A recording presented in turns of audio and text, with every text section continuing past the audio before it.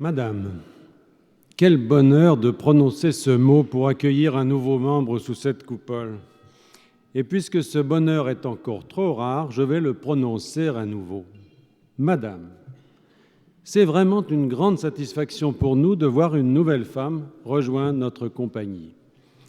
Cette satisfaction est aujourd'hui redoublée car non seulement vous êtes une femme, mais toute votre œuvre est dédiée aux femmes, à leur talent, à leur lutte, à leur création.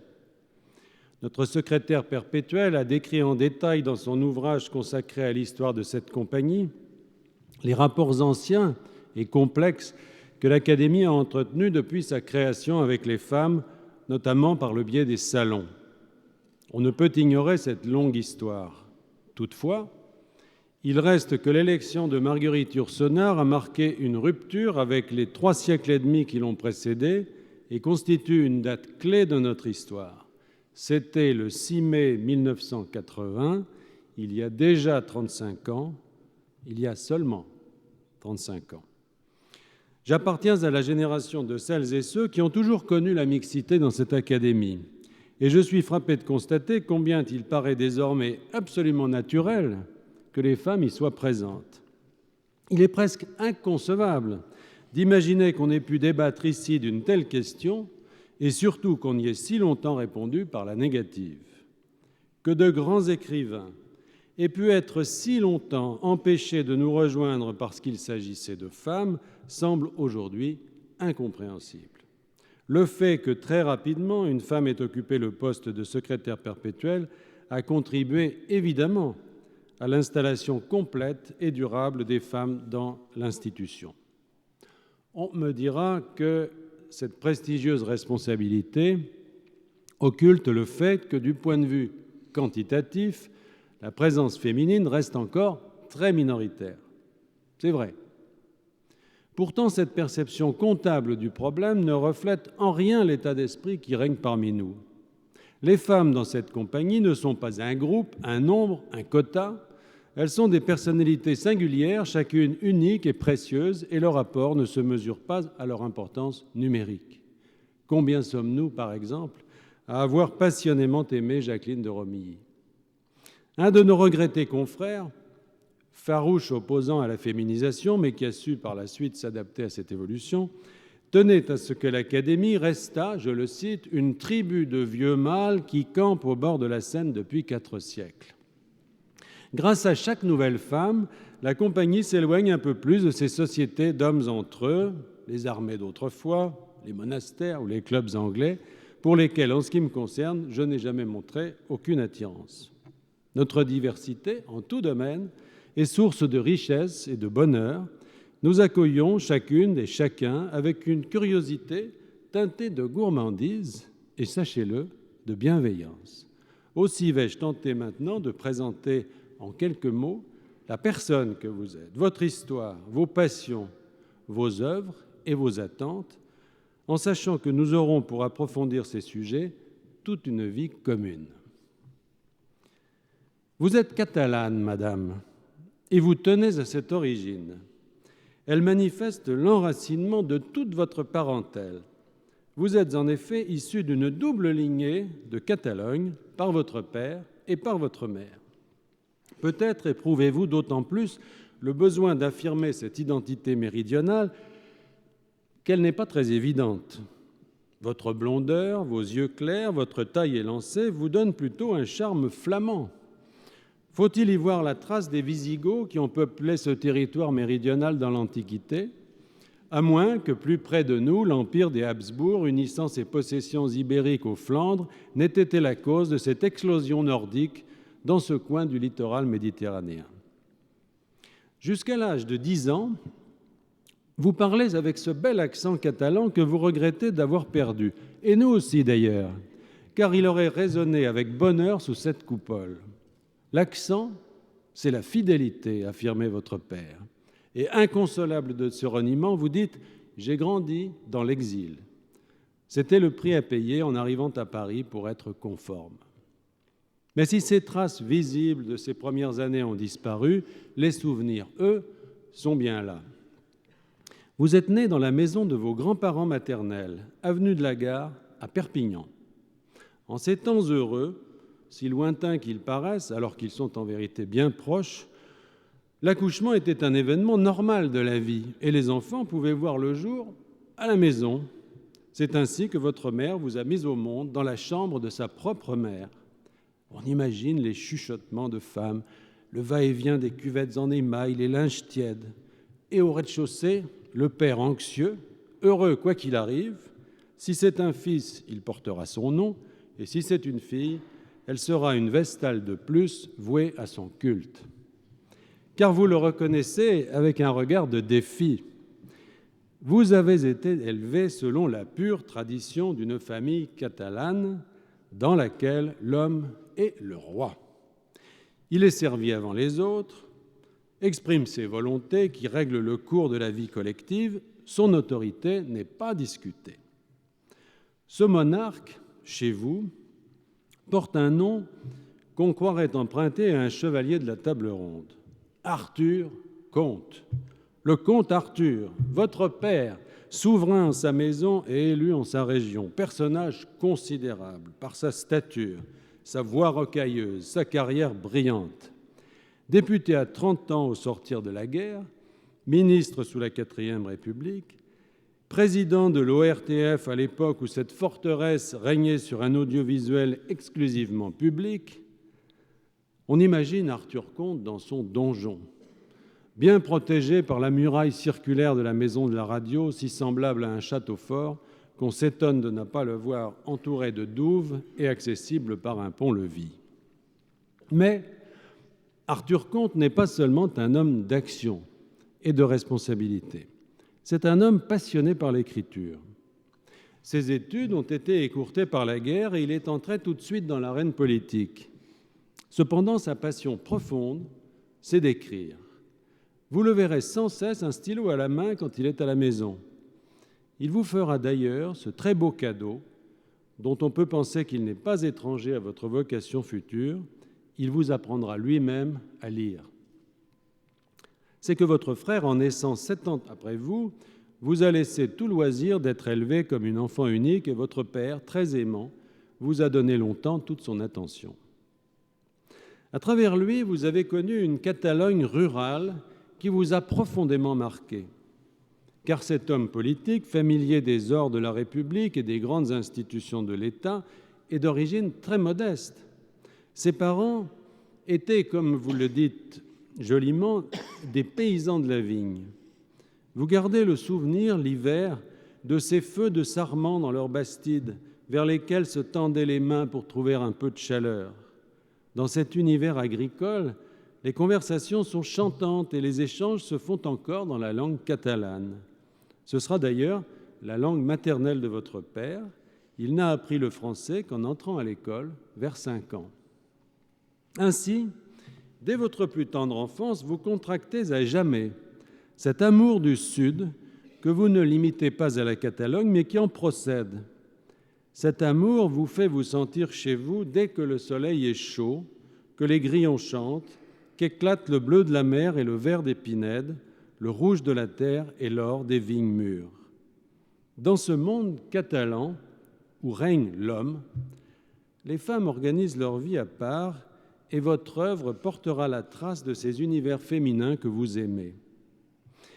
Car placer l'homme sur un piédestal, bien des femmes le savent, c'est évidemment un moyen de s'en débarrasser. On lui rend hommage, on feint de l'écouter, on accepte de le servir, mais en contrepartie, on est libre. Dans votre famille, les femmes voyagent seules, par exemple. Vous avez découvert Madère, les Baléares, Rome, dans la seule et joyeuse compagnie de votre mère et de votre grand-mère. Cette grand-mère maternelle, issue, elle, d'une lignée de Catalans de la ville, hommes d'affaires prospères qui ont bâti une des plus grandes fortunes locales, est une femme cultivée. Elle exercera sur vous une profonde influence et guidera vos lectures et vous donnera très tôt le goût et la connaissance des arts. Ce monde des femmes entre elles, qui nourrira si profondément votre œuvre de romancière et de biographe, suscite en vous des sentiments ambivalents. À la fois, vous n'auriez pas voulu devenir votre mère ni votre grand-mère, Vous jugez qu'elles ont sacrifié leur vie, leur talent, leurs dons à une vie de famille qui les a bridées, et en même temps, vous les admirez et vous êtes attaché autant qu'elles à ce modèle familial.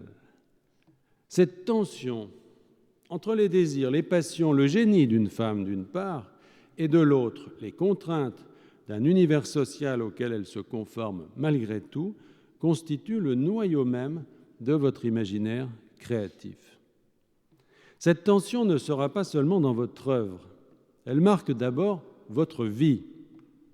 Ainsi, désireuse par-dessus tout d'échapper au destin de votre mère, vous allez commencer par le reproduire. Vous vous mariez à 20 ans et à 25, vous êtes déjà la mère de 2 enfants. Cette situation vous rend profondément heureuse. Vous aimez votre mari, vous êtes une mère attentive et comblée. En même temps, vous ne vous résignez pas. Vous ne voulez pas étouffer votre curiosité, laisser la vie familiale et sociale vous éteindre ni vous soumettre. À votre manière, si délicate et polissée, vous êtes une révoltée. Cette révolte ne prendra jamais la forme politique. Mai 68 ne semble pas avoir eu sur vous une grande influence. Sans doute n'étiez-vous pas encore à l'âge où de tels événements pouvaient tracer pour vous une voie personnelle. Le chemin de la révolte sera pour vous d'abord et toujours celui du rêve. La création vous fascine. Elle sera votre passion pour la vie. La création des autres en premier lieu, celle de tous les auteurs que vous admirez et aimez. C'est pour les mieux connaître que vous poursuivez des études de lettres à la Sorbonne. Comme vous êtes une élève brillante, vous visez haut et vous devenez agrégé de lettres modernes. Ce qui pour tant d'autres aurait été un accomplissement n'est pour vous qu'un début. Vous ne vous destinez pas à l'enseignement et le journalisme sera votre première activité professionnelle. Vous écrivez des chroniques dans diverses radios et vous collaborez au Quotidien de Paris et au Figaro. Vous ne cesserez jamais de garder, avec le journalisme littéraire, une fenêtre sur l'actualité de la création. Mais l'essentiel, on le sent bien, est ailleurs. Derrière la création des autres pointe déjà le désir irrépressible d'une création personnelle. De 25 à 30 ans, vous ne publiez encore aucun livre. Mais cette époque est celle que chaque écrivain connaît bien. C'est le temps de la distillation du rêve, le temps des premiers brouillons, des ébauches, des repentirs. C'est le temps des audaces inabouties et de la frayeur créatrice. Le temps où l'on se convainc soi-même que quelque chose est possible, mais où l'ombre des grands auteurs obscurcit encore l'horizon et donne à penser, les soirs de doute, que nos forces sont encore bien insuffisantes et notre talent bien petit pour que nous espérions jamais paraître sur la scène à notre tour. Mais c'est aussi le temps où mûrissent les idées, où s'enracinent les rêves, où se forge cet outil qu'est le style.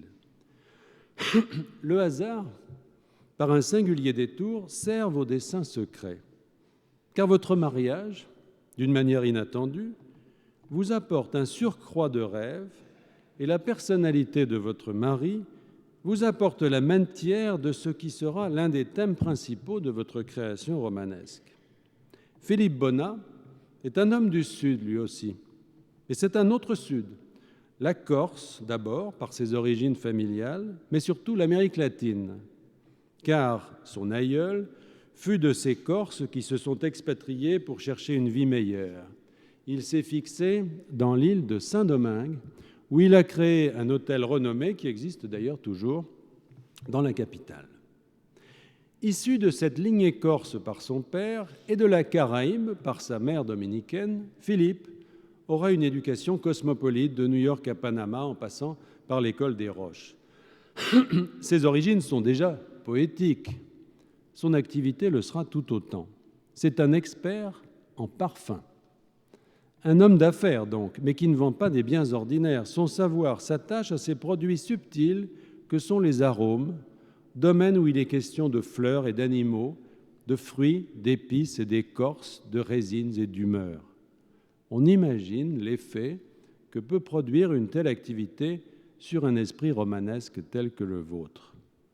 Ajoutons à cela que l'entreprise dont Philippe a la charge opère à Paris, en Amérique latine et à Miami. Votre fils, présent parmi nous aujourd'hui, assure désormais dans cette ville la charge de poursuivre la tradition familiale. Le décor est planté. L'élixir est versé dans la cornue déjà chaude de votre imaginaire. Il est intéressant d'observer comment s'opérera chez vous la transposition littéraire qui puise dans la réalité pour construire un univers romanesque. Car, en la matière, vous vous classez bel et bien parmi les écrivains qui rejettent toute autofiction, c'est-à-dire tout récit directement fidèle à l'expérience existentielle. Vous n'écrivez pas non plus des récits de voyage, même quand le voyage est à la source de votre inspiration. Très intéressante est à cet égard la genèse de l'un de vos tout premiers romans, intitulé Argentina. À l'époque où vous concevez ce livre, votre mariage récent vous fait côtoyer un mari qui accomplit de fréquents voyages en Amérique du Sud. Il vous en parle, et les noms qu'il évoque sont une promesse merveilleuse. La Terre de Feu, le canal de Beagle, le détroit de Magellan. Hélas, il vous est encore impossible de l'accompagner. Ces destinations fabuleuses sont un appel au rêve, et par le rêve, vous prenez le départ que la vie concrète vous interdit encore. L'Argentine, vous irez avec les héros de votre roman. La force du désir trouve son assouvissement dans la force des mots. Vous imaginez ainsi sur une longue période de temps, le roman commence après la Première Guerre mondiale, l'arrivée d'un Français, qui se nomme Jean Flamand, venu chercher fortune en Argentine. Il épouse Sarah Goldberg, la fille du puissant homme d'affaires qui lui a donné sa chance. Mais une métisse d'une grande beauté, Tadea, va venir troubler cet ordre familial et introduire la passion dans ces vies qui s'en croyaient préservées. Les paysages que vous décrivez contribuent fortement à donner à ce roman un charme et une puissance particuliers. Pourtant, à l'époque où vous écrivez, vous ne les avez jamais vus, autrement que par les yeux de celui que vous aimez. Quant au personnage, il s'inspire bien évidemment de l'histoire de cette belle famille qui continue de vous fasciner. Vous vous en inspirerez encore, quoique de façon moins directe, pour écrire le manuscrit de Port-Ébène. Avec cet ouvrage, vous avez atteint la maturité romanesque. Sa composition est complexe. Elle met en regard les mémoires d'une jeune Bordelaise qui rejoint son mari à Saint-Domingue et les réflexions de l'éditeur qui prend connaissance de son manuscrit. Là encore, vous vous appuyez sur le récit familial, mais en opérant toujours une légère transposition. Ainsi, situez-vous l'action dans cette partie de l'île de Saint-Domingue que l'on appelle aujourd'hui Haïti, et non du côté dominicain, là où s'enracine la lignée corse dont est issu votre mari. Comme pour Argentina, vous commencez par décrire une terre qui vous fait rêver, mais vous ne vous y rendrez que par la suite. Ce roman vous vaudra le prix Renaudot en 1998, distinction qui avait été précédée quelques années plus tôt par le prix Interallié, décerné pour Malika, portrait troublant d'une jeune Marocaine. Ces réussites éclatantes dans le roman cachent cependant l'essentiel. Elles donnent l'impression que vous avez trouvé dans la fiction romanesque la forme qui conviendrait seule à votre esprit et à votre curiosité. Ce n'est pas tout à fait exact.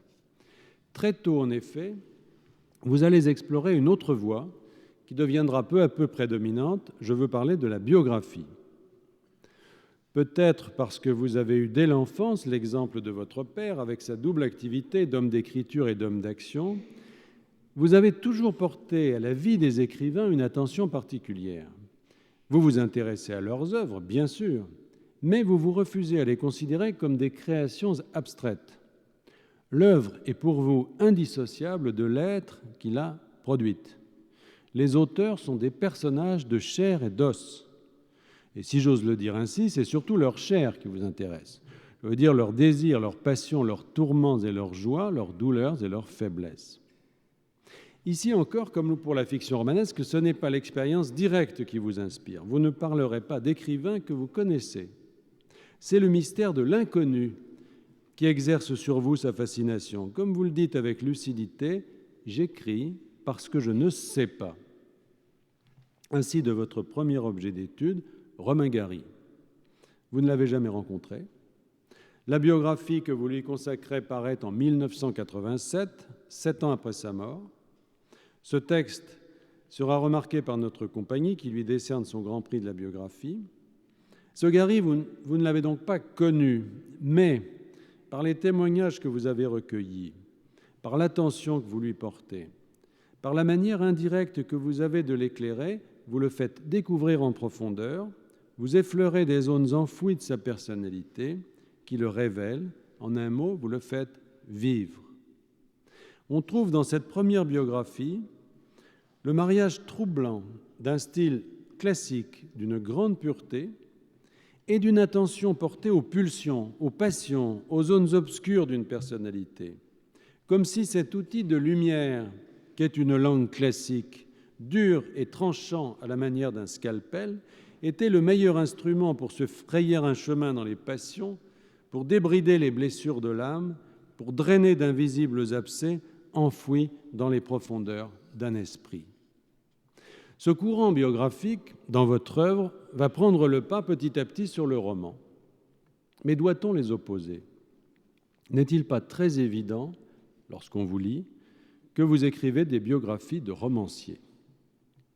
Encore faut-il s'entendre sur les mots. Vous avez dû souvent vous interroger sur cette question, vous qui êtes biographe de romanciers biographes, tels que Stéphane Zweig ou André Mauroy. Qu'est-ce qui distingue vraiment une biographie écrite par un romancier d'une autre rédigée par un historien? Serait-ce la précision ? Pas vraiment. On connaît bien des romanciers qui mettent beaucoup de soin dans leur biographie et peut-être, hélas, quelques historiens qui se donnent des libertés. Serait-ce le style ? Pas davantage. Nous avons tous à l'esprit des biographies d'historiens écrites dans une langue somptueuse et, hélas, quelques biographies de romanciers qui méritent moins d'éloges. Non, vraiment, la notion n'est pas facile à définir.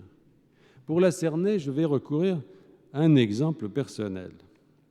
Un de nos amis historiens, Éric Roussel, a entrepris, voici quelques années, d'écrire une biographie de plus de 1100 pages consacrée à Jean Monnet.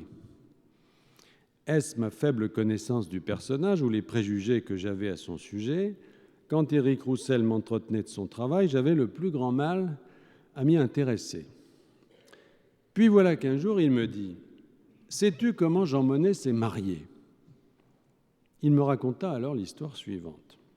Au cours d'un dîner, Jean Monnet rencontra un couple de jeunes mariés et tomba instantanément amoureux de la femme. Le coup de foudre fut réciproque et Jean Monnet enleva la belle épousée. Jean Monnet. Le mari était un aristocrate italien particulièrement jaloux qui poursuivit les deux amants et menaça son rival des pires vengeances. Monnet et sa bien-aimée durent donc s'enfuir et allèrent jusqu'en Chine, où il devint banquier auprès de Chiang Kai-shek. Il faudra l'intervention de Staline pour dénouer ce drame. Celui-ci accueillit en effet les amants à Moscou, leur permit de prendre pour 48 heures la nationalité soviétique, et comme le divorce était autorisé en URSS, il leur rendit la liberté dont ils avaient besoin pour se marier. En entendant cette histoire, le romancier que je suis s'est écrié « Je comprends maintenant qu'on ait envie d'écrire une biographie de Jean Monnet. Mais si je devais m'y consacrer, et si l'ouvrage devait faire 1100 pages, j'en utiliserais 1000 à son mariage et quelques dizaines seulement à la communauté du charbon et de l'acier. » Si j'ai évoqué cette anecdote, c'est parce qu'elle révèle mieux que toute définition ce qui constitue à mes yeux le point de vue spécifique du romancier lorsqu'il entreprend une biographie. Elle éclaire surtout ce qui fait la spécificité de votre œuvre de biographe. Le romancier entre dans une vie par les passions. La lumière dont il éclaire son personnage est celle ardente qui naît des flammes du sentiment. Parmi vos biographies, il en est une qui porte tout particulièrement la marque de cette méthode, c'est celle d'André Mauroy. Intitulée « Il n'y a qu'un amour » et placée dans le genre roman, Ce texte est une véritable biographie solide et rigoureuse de l'écrivain André Maurois. Mais le prisme à travers lequel vous le regardez est celui de la passion amoureuse. C'est d'Émile Herzog qu'il s'agit, l'homme derrière l'écrivain, le patronyme derrière le pseudonyme. Et l'instrument de cette révélation, ce sont les femmes. Autant que le portrait d'un homme, c'est celui des 3 femmes qu'il a aimées que vous nous proposez. Tout autant que d'André Maurois, ce livre est une biographie de Jeanne Wanda de Szymkiewicz, la jeune polonaise, de Maria Rivera, l'actrice péruvienne, et de Simone de Cavaillé, la grande bourgeoise parisienne. De même, dans votre tout dernier livre, « Je suis fou de toi », qui paraît cet automne, vous nous donnez de Paul Valéry une image surprenante et nouvelle. En choisissant un homme qui avait fait si publiquement le choix de la raison, au point de prétendre l'incarner au moyen de pensées ciselées, froides comme des décrets romains, vous montrez que rien ni personne ne résiste à votre méthode. Valéry, grâce à vous, sous nos yeux, devient fou, littéralement fou d'amour. Cette ultime et douloureuse passion l'humanise et fait réapparaître l'homme derrière l'œuvre. Paradoxe, cette part éphémère d'une vie, l'amour, la passion, est peut-être ce qui la rend intemporelle, éternelle. L'œuvre de Paul Valéry ou celle d'André Maurois peuvent vieillir, passer de mode, avant de revenir ou peut-être de disparaître. Le récit de leur passion, lui, conserve une fraîcheur qui le rend immédiatement vivant pour quiconque et en tout temps.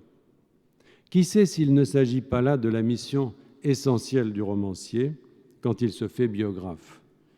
Exhumer dans l'intimité des êtres leur part la plus fragile, la plus inavouable parfois, l'amour, la violence des passions qu'ils tentent le plus souvent de dissimuler, voire de combattre, qu'ils jugent frivoles et infiniment moins essentielles que leur œuvre, et qui pourtant donnent à celle-ci une force et une permanence qu'elle n'aurait pas atteinte par les seuls moyens de la raison. Vous montrez, pour y parvenir, une exceptionnelle capacité d'empathie. Aimer davantage la vie que le sens de la vie, disait Dostoïevski. Peut-être est-ce là ce que Valéry a fini par apprendre en devenant fou. En mettant en scène ces amours, vous faites paraître au premier plan des personnages de femmes. En contrepoint d'une histoire littéraire et politique presque entièrement occupée à l'époque par les hommes, vous révélez comme en négatif, à moins que ce n'en soit plutôt le positif, un autre tableau, la même histoire, mais vue par les femmes et avec elles. Les femmes qui vous intéressent ne sont pas celles qui exploitent le génie sans le comprendre. Vous ne vous intéressez pas aux Odettes de Crécy. Vous ne vous passionnez guère non plus pour les femmes qui vivent à l'ombre d'un grand homme en lui apportant la paix du foyer et le confort du quotidien. On chercherait vainement dans votre œuvre une biographie de Madame de Gaulle. Ce qui constitue pour vous un inlassable objet d'intérêt et d'étude, ce sont les femmes qui prennent toute leur part dans la création. Parfois, cette création est celle d'un autre, comme Gala avec Paul Éluard puis Salvador Dali. Parfois, la création féminine est au deuxième plan, comme pour Clara, dont l'œuvre est obscurcie par celle de Malraux. Parfois, la création féminine est magistrale, en elle-même, comme pour Camille Claudel ou Berthe Morisot. Mais ces catégories n'ont presque pas de sens pour vous, car à vos yeux, si je vous ai bien lu, les œuvres ne sont pas des entités abstraites, nées dans une conscience unique. Les œuvres, et tout particulièrement les chefs-d'œuvre, sont le fruit d'une relation, d'une interaction humaine qu'on appelle la passion. Dans cette alchimie, l'œuvre est un précipité, né de la rencontre de 2 substances mentales qui entrent en fusion et déclenchent une réaction souvent violente, parfois mortelle. Vous avez le talent de décrire en détail, étape par étape, ces processus mystérieux. Le couple que forment Clara et André Malraux est un des plus passionnants exemples de cette élaboration tumultueuse du génie.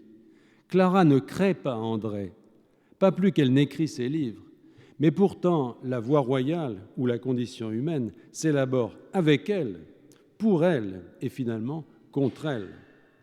On s'est souvent demandé ce que serait Camille sans sa rencontre avec Rodin, mais une part de l'œuvre de Camille se trouve peut-être aussi dans l'influence qu'elle a pu avoir sur le travail du maître. Un des personnages les plus complexes auxquels vous vous êtes attaqué est sans nul doute à cet égard Berthe Morisot. À la fois peintre et modèle, elle nourrit pour Édouard Manet une passion dévorante. Mais toute l'énergie qu'elle mettra à contenir cet amour, à le cacher en épousant le pâle frère du grand peintre, elle la laissera éclater dans son œuvre. Au cœur de votre méthode biographique, il y a cette phrase de Zweig qui figure dans une de ses lettres à Romain Rolland: « Il n'y a pas de force plus créatrice que l'amour. » En observant les femmes, on perçoit mieux le rôle créateur de la passion, car elles utilisent moins l'artifice viril qui consiste à ne montrer que l'œuvre et à faire disparaître tous les moyens qui ont permis de l'élaborer. L'un des plus étonnants à cet égard est ce même Stefan Zweig dont vous avez écrit la biographie. Jamais un homme n'aura si bien décrit les femmes et l'amour, et pourtant sa vie sentimentale reste un mystère. Derrière le paravent commode de sa liaison plutôt maternelle avec Friederike Maria von Winternitz se dissimulent des relations charnelles troubles et sur lesquelles il sera sans doute à jamais impossible de connaître la vérité. Les femmes sur lesquelles vous vous êtes penché sont, elles, sinon plus transparentes, du moins plus ouvertement multidimensionnelles. La création chez elles ne dissimule pas la vie. Les relations familiales, amoureuses, affectives sont plus apparentes et même occupent souvent la première place. C'est que d'abord, toutes ces femmes ont dû se battre pour imposer à leur milieu une vocation qui n'était pas inscrite dans le destin classique d'épouse et de mère, seul modèle qui leur était proposé. Pour la plupart, ce sont des femmes d'origine bourgeoise, aisées et même parfois riches. La norme sociale pèse sur elles de tout leur poids. Si certaines choisissent la rupture, comme Camille Claudel ou à un moindre degré Clara Malraux, d'autres ont le souci de ne pas couper tout lien avec leur milieu. À bien des égards, nombre de vos héroïnes vous ressemblent. Je pense à Berthe Morisot, peignant dans le salon familial et enfermant son matériel de peinture dans un placard le soir quand venait l'heure du dîner.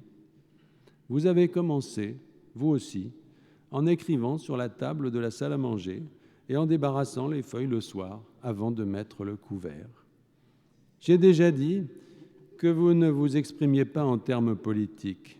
Pourtant, c'est bel et bien à une révolution que vous nous permettez d'assister en évoquant ces femmes qui sont, chacune à sa manière, et vous aussi, des combattantes de la cause féminine. Les choses ont progressé. Vous disposez aujourd'hui d'un joli petit bureau, tapissé en jaune de Naples, et vous travaillez sous le regard sévère d'André Mauroy, dont le buste trône sur une petite cheminée. Ce progrès est bien de votre manière. Vous avez imposé votre créativité sans compromettre votre vie de famille. Et vous entrez parmi nous de la même façon discrète, mais déterminée, plus volontaire que bien des porteurs de drapeaux. Car vous n'ignorez rien, non plus que vos modèles, de la force des préjugés que les femmes ont dû vaincre pour imposer leur talent. C'est vous-même qui rapportez ce jugement terrible de Manet à propos de Berthe Morisot, dans une lettre qu'il adresse à Fantin-Latour. « Je suis de votre avis, écrit-il, les deux sœurs Morisot sont charmantes. C'est fâcheux qu'elles ne soient pas des hommes. Cependant, elles pourraient, comme femmes, servir la cause de la peinture en épousant chacune un académicien et en mettant la discorde dans le camp de ces gâteux. » On rit aujourd'hui de telles bêtises. Mais imagine-t-on ce qu'une Berthe Morisot, amoureuse et sûre de sa vocation, a pu souffrir de lire de telles pensées dans l'esprit de l'homme qu'elle aimait et qu'elle admirait. Et l'on comprend quelle victoire représentait pour une telle femme d'être reconnue à jamais comme un grand peintre. En vous lisant, on mesure à quel point pour vous l'univers féminin est puissant, anticonformiste et fécond. Certaines de vos héroïnes poussent très loin l'exploration de leur passion. Ainsi, les trois sœurs Hérédia, filles de poètes, et qui, si elles ne créent pas elles-mêmes, feront de leur vie singulière des œuvres pleines d'originalité, d'excès et de vérité. Le livre que vous leur consacrez est sans conteste un des plus étonnants, plein de la force de vie, de la puissance des passions, de l'audace morale et intellectuelle de ces êtres exceptionnels. Vous aimez beaucoup décrire ces relations de femmes entre elles, en particulier de sœurs. Et cette dimension qui fait presque toujours défaut dans les portraits de femmes peints par des hommes est un des traits les plus caractéristiques de votre production de biographes. Les sœurs Hérédia, les deux sœurs Roire, les sœurs Morisot, pour ne citer que les plus fameuses, mais on en trouverait bien d'autres, et je suis sûr que votre œuvre à venir nous en fera découvrir encore. Vous aviez jadis consacré un mémoire de maîtrise aux fées et aux sorcières dans la littérature du Moyen Âge. Ce que nous savons maintenant de vous laisse penser que tout votre travail depuis cette lointaine époque n'a fait que poursuivre cette observation des pouvoirs féminins, pouvoirs naturels et surnaturels, pouvoirs maléfiques et propitiatoires, pouvoirs célébrés et pouvoirs condamnés, les fées et les sorcières. L'Académie française semble à première vue bien éloignée de cet univers magique. Ce n'est peut-être qu'une apparence. Car vous verrez que sous cette coupole, quand les projecteurs sont éteints, prend des couleurs de sous-bois. En observant nos costumes, vous y reconnaîtrez les troncs verts rabattus des mousses et des frondaisons. En cheminant dans ces murs, vous serez frappé d'y rencontrer d'innombrables et troublants fantômes. Cette compagnie n'est peut-être pas si éloignée du monde arthurien auquel vous avez longtemps songé, et vous pourrez continuer à y rêver aux elfes et aux dryades. Vous allez maintenant prendre place parmi nous. C'est un moment solennel. Le fauteuil qui vous est destiné fut jadis celui de Voltaire. C'est impressionnant, bien sûr, mais ne soyez pas troublés. Songez qu'il aurait certainement été heureux de savoir qu'une femme telle que vous lui succéderait un jour. À ses lumières, vous allez apporter vos ombres. À son rationalisme, vous allez opposer l'ambivalence et les nuances de l'âme, et vous allez compléter sa vision d'homme par votre regard de femme. Telle est la magie de cette compagnie. Le temps dépose ses couches successives qui accentuent les reliefs et doucement imprime dans notre histoire la marque des époques et les évolutions de l'esprit. C'est pourquoi nous vous accueillons aujourd'hui avec bonheur, madame. Soyez la bienvenue parmi nous.